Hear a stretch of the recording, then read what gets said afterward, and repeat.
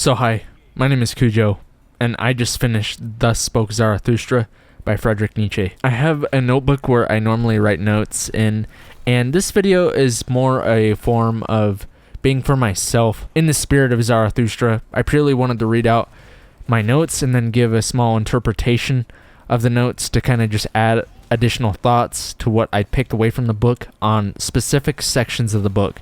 So I'm going to read out the name of the section and then just give my thoughts. I'm not necessarily making this for other people to watch, but like I said, in the spirit of Zarathustra, I'm making this for myself, to understand reality and myself a lot more. So in the spirit of being a bird perched on a branch, singing his tune, hopefully some of you will enjoy the music and some will just walk by, and I think both are okay. But anyway, I shall begin. The book begins with Zarathustra coming down from the mountains and basically rejecting someone who values rest and idleness as the main way of going through life. We learn that Zarathustra very much affirms life and wants to live it intensely. Zarathustra goes into a town and then states the sane man worships the manifestation of the body through the world rather than a getting to an afterlife and renouncing the body. Manifesting the body is focusing on present manifestation, and renouncing the body and focusing on afterlife is striving towards a delusion, is what he states inside of the town. The town basically makes fun of him, and Zarathustra is forced to leave, rejected by society, in the same way that Friedrich Nietzsche was, which leads us into the book, and I'm just going to go off on the despisers of the body. The self is the amalgamation of our entire experience, not just ego. Self creates ego to think, so it can avoid pain and seek pleasure. But self creates all experience. We are not the body or our mind. We are experience, on enjoying and suffering the passions. Virtue is what creates most suffering, which a virtue is born of passion. The reason being is that virtue enacts code, which leads to both internal and external war. Both the internal and external turn against each other and on themselves. On the pale criminal. Virtue causes people to enact the very evil that is condemned onto the projected other, witches and heretics burned by witches and heretics, quote. I wonder when, as a society, we will end up saying the other is ourselves, that our environment and us as individuals actually has a relationship that is so much intermingled than we realize, that when we treat others with hatred and malice, that it affects ourselves a lot more throughout our life than if we were just to move through our life with loving kindness. That will affect the world so much, both ways. We're all the same. We're all in this together. And it drives me crazy that we treat the other perspectives as like they're other, because a lot of the time, a lot of us are finding truths, but not the entirety, on reading and writing. Literature is useless unless it is tied to the self's experience. When one is aligned with spirit, one laughs and isn't solemn.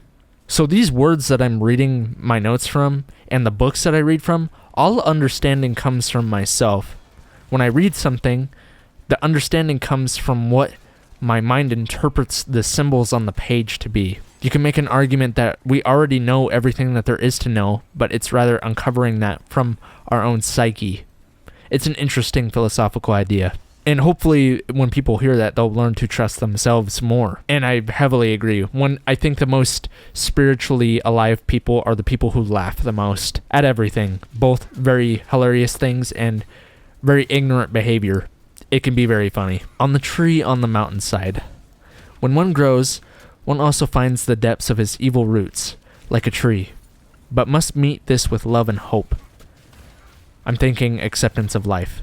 This is kind of in alignment with Carl Jung. When one sees his own light, he should learn to love his own shadow and to become a fully integrated person with both evilness inside of you as well as the good, rather than rejecting the evil side. You want to become a fully integrated person and affirming life. On the preachers of death.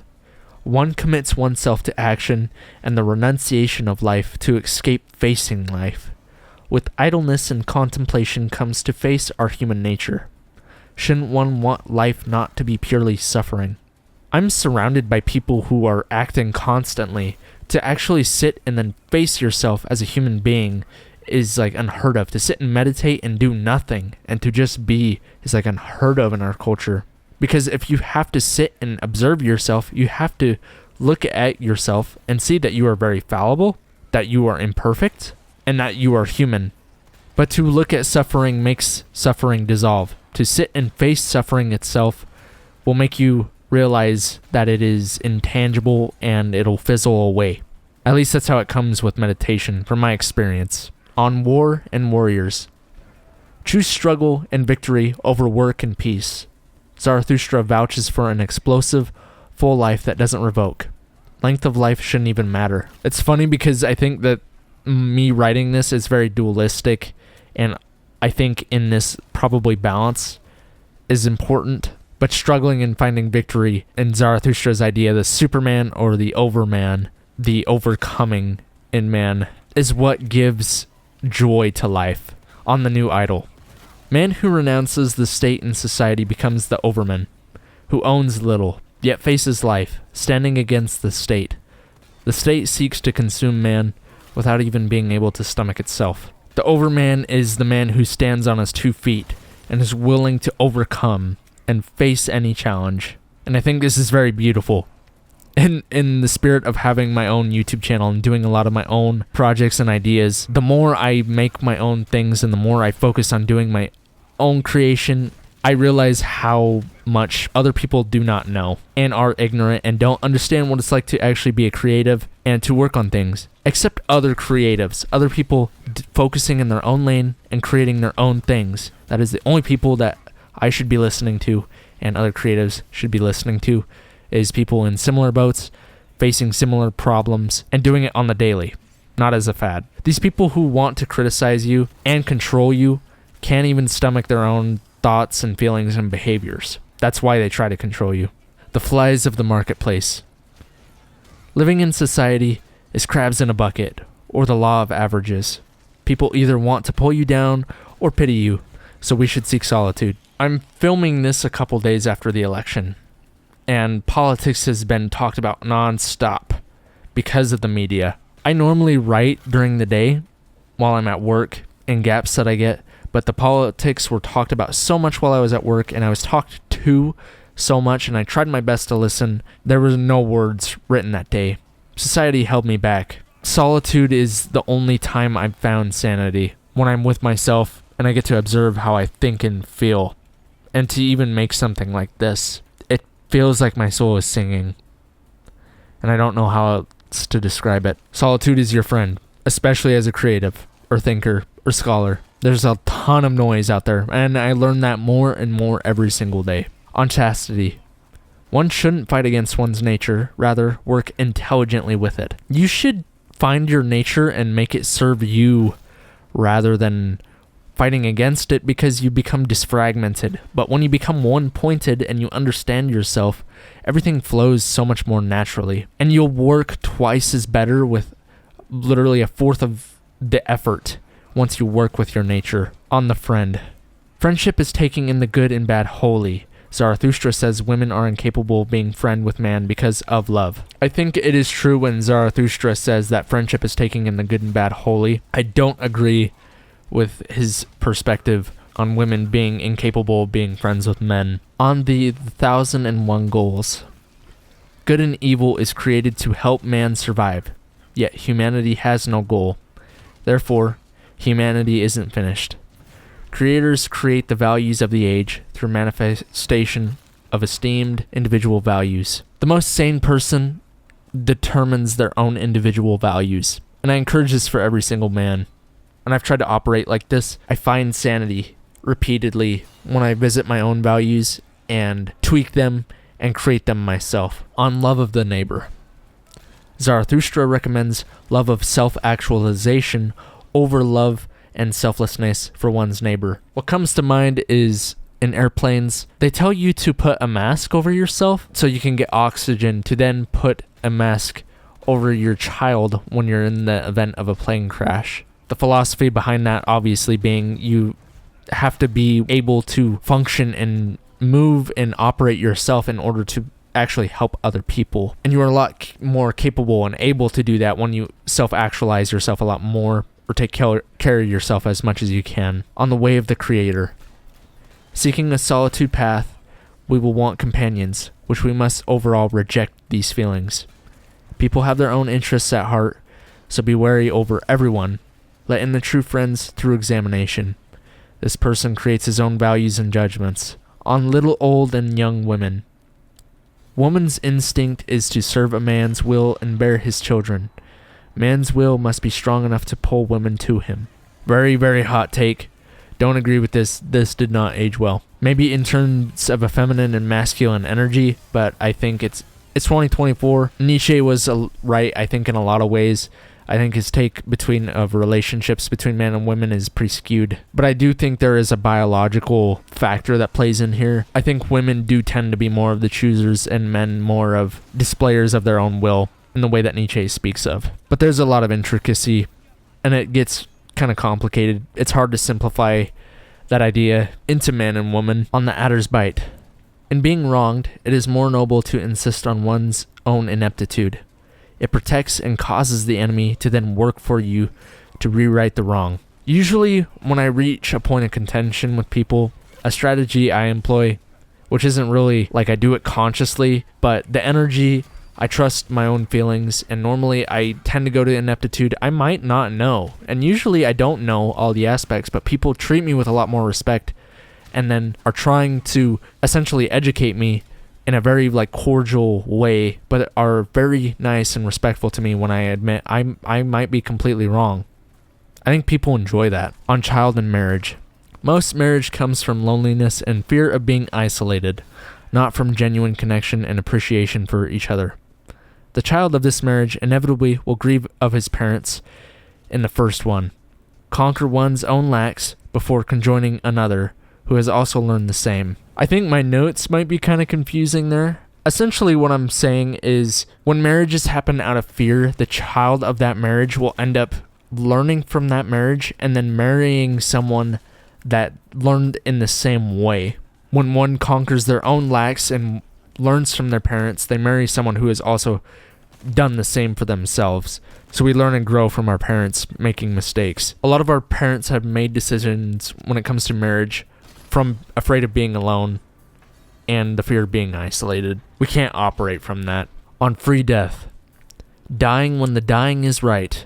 Learning to let life go graciously and quickly when the time comes. Accepting death fully allows one to live fully. I hope to die well when the timing is right. And not to cling onto life. To just let it go when I begin to wither. On the gift-giving virtue. We give ourselves for validation, which inevitably leads to resentment. We must reject validation and seek our own self-validation. Then we may return to our people and love them without expectation. The child with the mirror. Society reveals a demon from Zarathustra's eagerness, when in actuality, Zarathustra is simply excited, like a child, to share his wisdom. What this is speaking of is essentially when people are very eager about something, usually it weirds the public out, and the people around you get weirded out by it. When there's something usually there that you've learned that you're trying to share with other people, and either you can't communicate it properly or simply the people around you just cannot see the wisdom inside of it. Upon the Blessed Isles. We're gods, because we create the world as a reflection of our own image. Therefore, no external God exists, only the Creator, us. On the pitying. Pitying is an anti-human emotion, for we should feel compassion and want our fellow man to realize more of what he is. The people who vouch for sacrifice for others are hard and lose their heart. Don't sacrifice yourself for others. Focus on making the self happy, because giving yourself away for free to others is not going to. You're going to regret it. On priests. Priests suffer, so they want their followers to suffer. They want you cast into the flame, the same way they have been. But we should cast the world from our own flame. On the virtuous.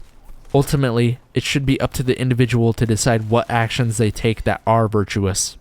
Everyone seems to be virtuous for approval and reward, not for the sake of being virtuous itself. On the rabble. Zarathustra found a well untainted by others' quests for power and pleasure, which is his philosophy and teachings. The rabble taint the wells, and would taint his if they can reach it. On the tarantulas. Most seek holes and send poison out to higher beings, trying to drag them down with ideas of justice and morals. Equality is developed by the lesser, lower beings. On the famous wise men. Well-off men lived in service to the people, and not to truth. Men who seek truth are ostracized. Spirit aligns with action for profundity. The Night Song. Zarathustra wishes he could take, but his passion allows only for him to give, to be eaten up by the ones who are wanting to consume without changing to light themselves, ever immersed in darkness. The Dancing Song.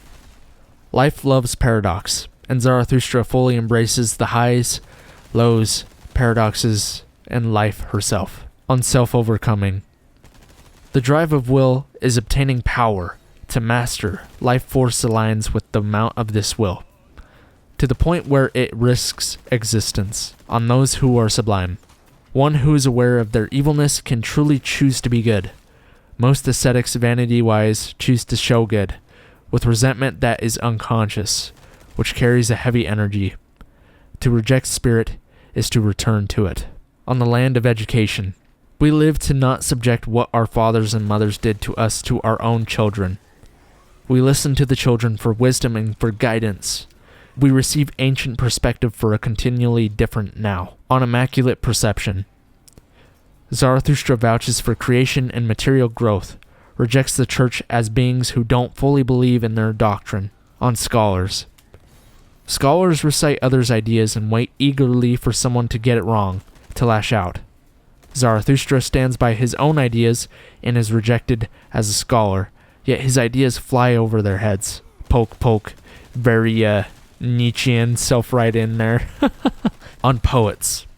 Zarathustra says poets normally don't have depth in their observations and are normally trying to have their works seen. Only speak of lust and aversion. Very face value. Zarathustra also ropes himself in with this, says he himself is one of these poets. On great events. The greatest events are internal and subjective. Zarathustra uses the reaction of the hound to prove his golden heart statement. Man who moves lightly with laughter is closer to heights than being a gloomy, defensive being. The soothsayer. A disciple interprets Zarathustra's dream and he rejects it, wanting to eat with him, yet rejecting his ideas. On redemption. Redemption is responsibility for self and everything that has happened. Revenge is inflicting it was onto others, so they suffer the same. Before dawn. Zarathustra finds that nothing has inherent meaning, becomes a more existentialist thinker on virtue that makes small. Zarathustra delivers his message too soon and is ignored. When man doesn't realize his belief in virtue, plus God domesticated him, like wolf to dog. He wants the individual to reclaim his will upon the Mount of Olives. Living in a nihilistic way is an embrace of life and a front for one's freeing joy, like a protective shell against the sixth judgment. Loneliness is a quarantine from such, on passing by. Where one can no longer love, or relate, or feel apathetic, then one must pass by. On apostates. Ones who realize that they are gods, or humans themselves have God within consciousness. Laugh at the ones creating and believing in external gods. The return home. Solitude is the rejuvenation. Reiterating solitude in nature clearing the spirit. Consideration and pity poisoning the soul. On the three evils. Sex, lust to rule, and selfishness are condemned by virtue, yet are the very things everyone is seeking unconsciously. One who accepts and sees this does not shun this about himself, rather embraces and uses these drives. On the spirit of gravity. One must find one's own path, and one's own way to reach both seen and unseen heights. Nobody can hand you a path. On old and new tablets. Zarathustra seeks to find truth in the future, optimistic in finding one's own way and shedding old ideas. Preaches wholeheartedly, being in the world, conquering and enjoying the world. It is creators versus the good. Good clings to decay and death. Creators choose their own values and their children. The convalescent.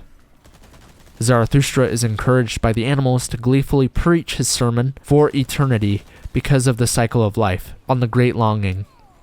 Zarathustra's whole purposed goal is to let his soul sing, the other dancing song.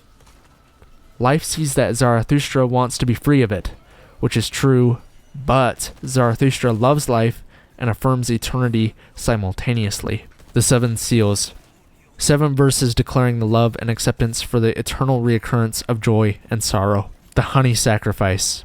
Zarathustra sends out his word in the hopes that his fellow man rises to his level.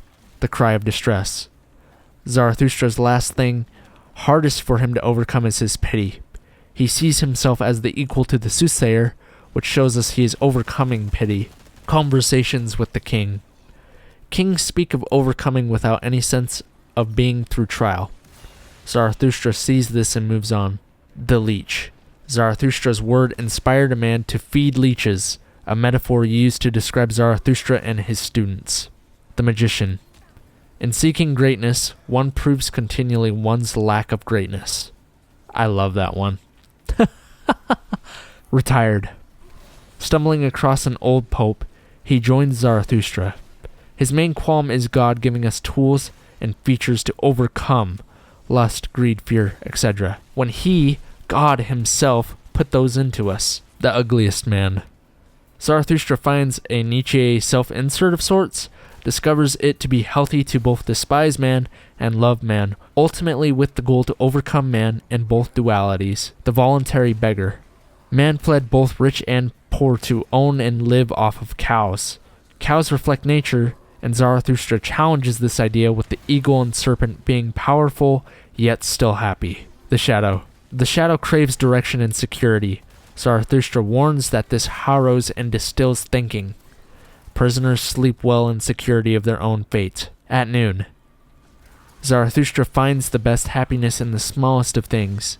He pushes on from a nap to experience happenings and to teach. The Welcome. Zarathustra doesn't do it out of kindness. Zarathustra lets people stay from his own goals and ambitions, and he wants humanity to climb up. The Last Supper. Every man in Zarathustra is equal and must all work as equals to create supper. On the Last Man. Higher men are deemed to be failures from the mob. Because they are above the mob, they should create for themselves and not other. Laughter and light-heartedness is the nature of the Overman. The Song of Melancholy. Zarathustra escapes to his animals and feels clearer. The old magician claims Zarathustra just enjoys creating havoc. On Science. Zarathustra claims that science is ultimately motivated by fear. Zarathustra is misunderstood and twisted by the men in the cave and desires to escape to nature again. Among Daughters of the Wilderness. The price of uncharted territory is the heavy burden of carrying it alone. The Awakening.